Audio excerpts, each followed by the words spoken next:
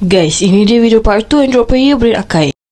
Untuk pemasangan Android Player ni dekat produk Activa memang sangat kemas, tak menghalang pemandangan dan tak tutup aliran aircon. Macam yang aku cakap, skrin Android Player ni memang lawak habis kan, sebab spek dia 1280 jenis QLED. Walaupun kalau guna Android Player ni time siang, skrin tu tak cantik, tak malap dan tak silau, sebab spek dia jenis QLED tau. Walaupun kalau tengok movie daripada aplikasi YouTube, skrin tetap jelas macam biasa, penumpang belakang pun jelas nampak. Android Player ni boleh buat split screen guna dua aplikasi dalam satu masa dan satu skrin. Walaupun korang dah tukar pakai Android Player ni, korang jangan risau, dekat dalam ni masih lagi ada radio dan korang boleh dengar radio macam biasa. Untuk yang suka adjust sound system dekat dalam kereta korang, Android Player ni ada DSP, so korang bolehlah adjust sound system dekat dalam kereta korang, bagi sedap kan. Dekat dalam Android Player ni ada banyak lagi aplikasi yang korang boleh guna, macam Netflix, Joox, Spotify. Kalau rasa tak cukup lagi, korang download je, okay? Macam phone kita. Dan yang paling best sekali ada CarPlay. CarPlay ni korang boleh connect Android Player ni dengan phone korang menggunakan Bluetooth. So aplikasi yang penting dekat dalam phone korang akan ada dekat dalam Android Player. Contoh macam WhatsApp, nak jawab call ataupun map.